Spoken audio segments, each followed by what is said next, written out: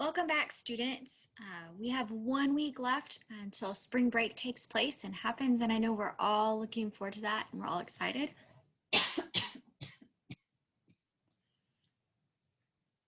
So let's push through, let's work hard, let's finish strong so that we can take that nice welcomed break over spring break. Today we're going to start looking at an excerpt from Sacagawea. And so the pages are posted to today's Schoology folder. So I ask that you do follow along. As this is read to you, it'll give you a little bit of background information. It'll tell you a little bit about the author before it actually goes into reading the excerpt from Sacagawea. So here we go. From Sacagawea by Joseph Bruchac. Historical fiction. Background. The narrator of this excerpt of Bruchac's novel is Sacagawea, relating the story to her son Pomp. Sacagawea was a Shoshone interpreter on the Lewis and Clark Corps of Discovery expedition in the early 1800s, and was the only woman among the explorers. She proved invaluable in the expedition's dealings with the Shoshone, and her presence, and that of her infant son, convinced many of the other tribes they met that the explorers were not a war party. About the author. A professional storyteller and writer from New York State, Joseph Bruchac, born 1942, often draws on the traditions of his Native American ancestry, the Abenaki people. He has written more than 120 books for children and adults and has performed worldwide as a teller of Native American folk tales.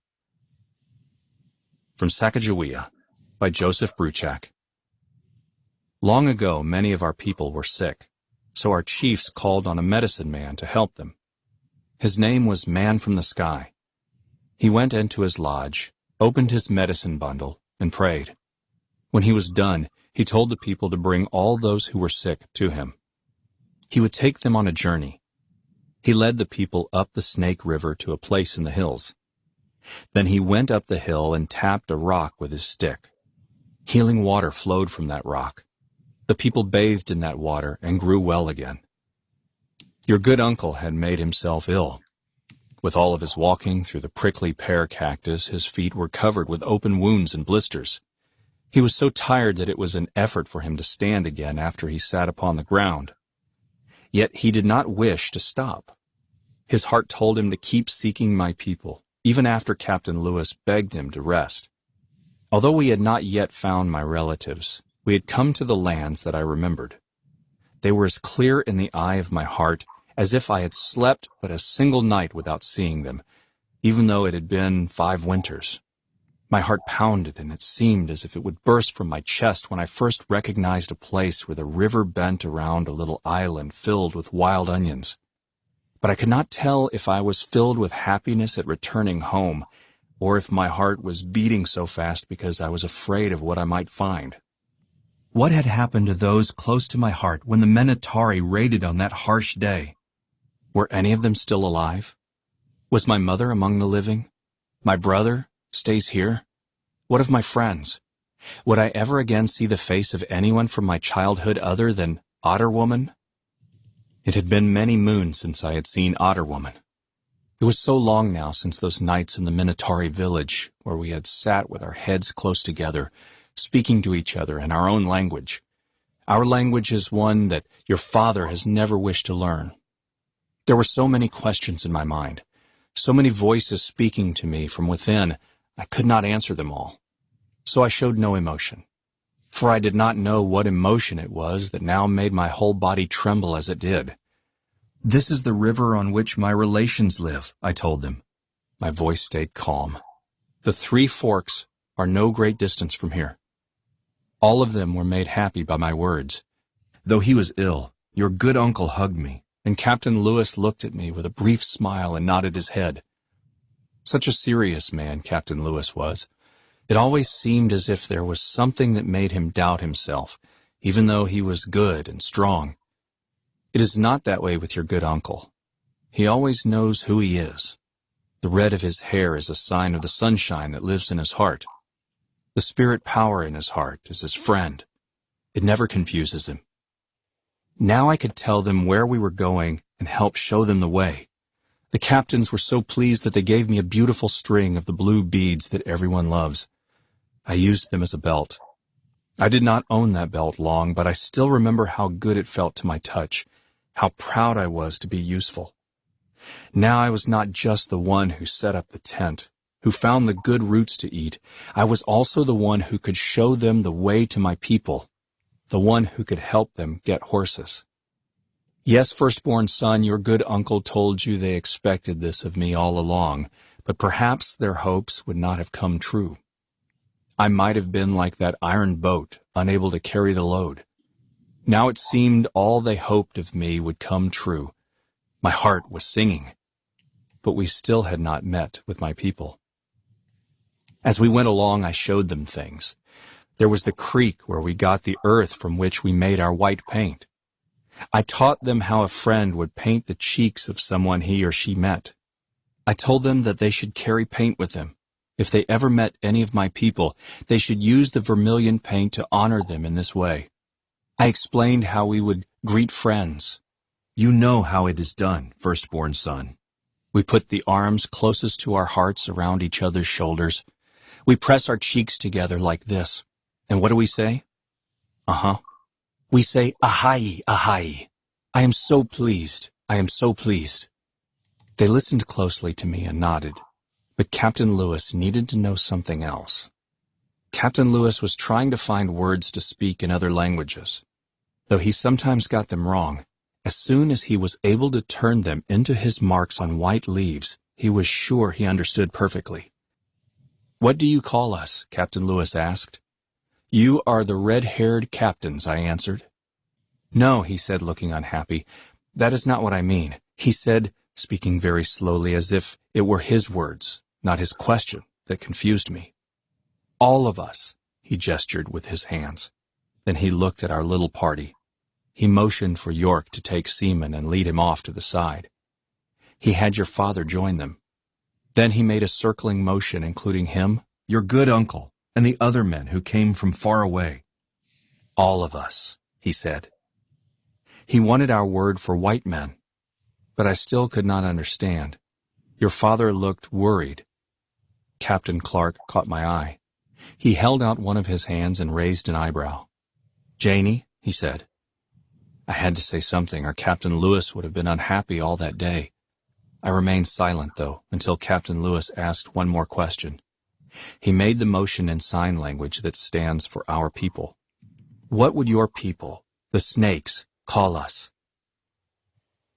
At last I thought I understood. Tababone, I said. Tababone.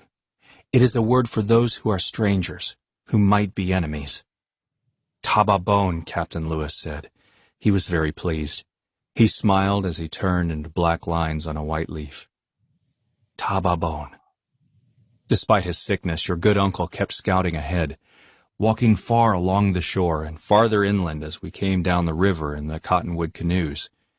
Your father had sprained his ankle some days before, but he assured Captain Clark he was better now. He begged to go with him. You know how your father always wants to see something new, so your good uncle agreed, and I remained behind. The mountains were so close to the river now that we could no longer see the ranges of peaks beyond them. Captain Lewis was greatly worried that we would come to waterfalls or dangerous rapids. No, I told him, our river has no such places. It flows all the way just as it does now. He did not believe me, or at least he was not ready to let go of his worries. He was troubled so much by the insects that bit him. His eyes and face were always swollen, even though he covered his head each night within the thin cloth you can see through. He also kept urging your good uncle to cease his walking and allow him to take a turn looking for our people. But everyone in our party, including Captain Lewis, knew that your good uncle was the better of the two men at speaking with Indians. You could see in his face how he enjoyed meeting our people, sharing their food and hearing their stories. Captain Lewis only showed such excitement when he looked at some small plant he had never seen before, or when an animal or bird new to him was brought in. Then he would spend much time making his marks on white leaves, sometimes even drawing the exact shape of that fish or animal or bird. It was a fine day when we came to the place where I had been taken captive. There were the 3 forks of the river, that same river I had spoken to on that day long ago when I made my foolish wish to travel. The river had certainly heard me then. I whispered to it again. "Help my friends," I said in a very soft voice. Then I stood quietly on the banks and looked. Now your good uncle was so sick that he had no wish to eat, yet he wanted to walk. He walked along the north branch of the 3 rivers with only your father and one other man by his side. The river almost took your father that day, firstborn son. They were wading together out to a large island when your father lost his footing. He was pulled into the deep water by the fast current. Weak though he was, your good uncle came into the river after him and pulled him to safety. Then they continued on to the island, where Captain Clark decided to camp for the night. His scout for my people had not succeeded.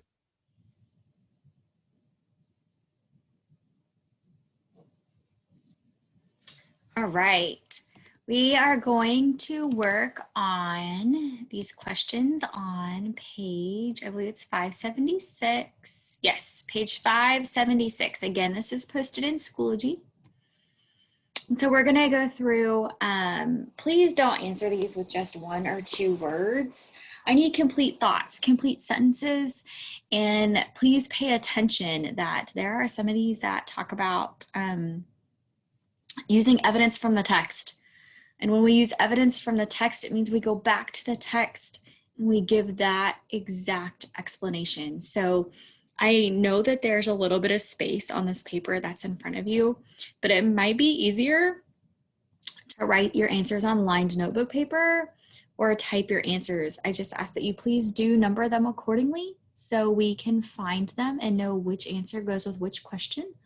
But it'd be much easier than trying to cram it all together on this page and make it hard to read. So here we go.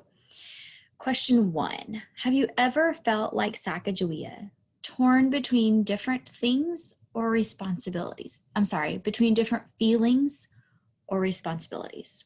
So have you ever felt like Sacagawea, torn between different feelings or responsibilities? Explain. Again, we're needing more than just 1 or 2 words. We're needing complete thoughts, complete sentences. This question should have probably 3 to 5 sentences. It should have a small paragraph attached to it.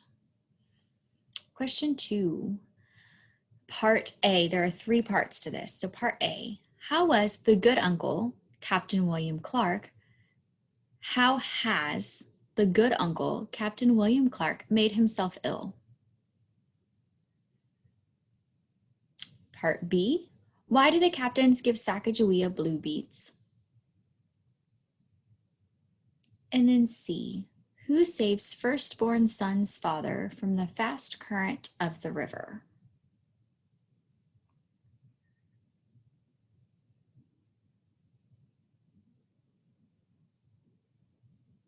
And then question 3, at what point in the narrative did you pause to monitor your comprehension? Why? In what ways did applying background knowledge improve your understanding? Explain. Is there a point in the story where you pause and wonder what's going on and you check to make sure that you understand?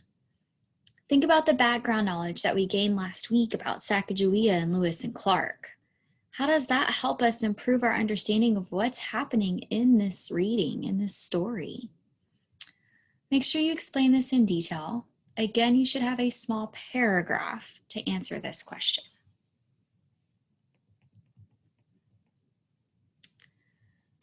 Question 4. What does Sacagawea seem to have a close relationship with Lewis and Clark or a distant one? Explain using evidence from the text. Yes, I know that we have background knowledge, but we're not using that background knowledge yet. We're analyzing the text that we just read. So in the text that we just read, this is using that text evidence, guys. You're going to prove it to me in the text that you have. You should have a couple of sentences for that answer. Question 5. In what ways are Captains Clark and Lewis different in their interest and their abilities to communicate with Sacagawea's people? Explain. You should be able to use text evidence for this as well. It doesn't ask you to, but I'm asking you to. Your teachers are asking you to. So please use text evidence to explain that answer as well. Question 6. Do you think Captain Lewis understands the meaning of tababone? The word Sacagawea says her people would use to identify white people. Cite text evidence to support your response. Again, you're looking back for the text evidence.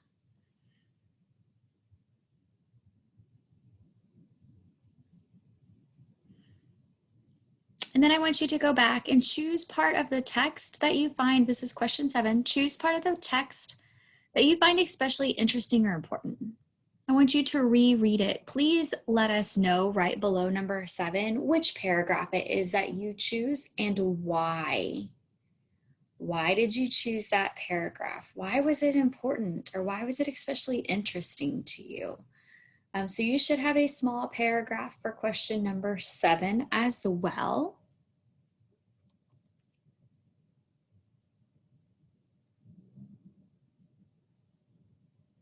And then our essential question right down here at the bottom, the question that we're aiming to be able to answer is what drives people to explore? So go ahead and take a minute. You can put EQ next to this one on your paper. And what have you learned about exploration from reading this novel excerpt? So record your observations and thoughts about the excerpt from Sacagawea, the one that we just read. All right, students, make sure you turn this in to Schoology, all right? If you have any questions, your teachers are here to answer, and we hope that you have a great day.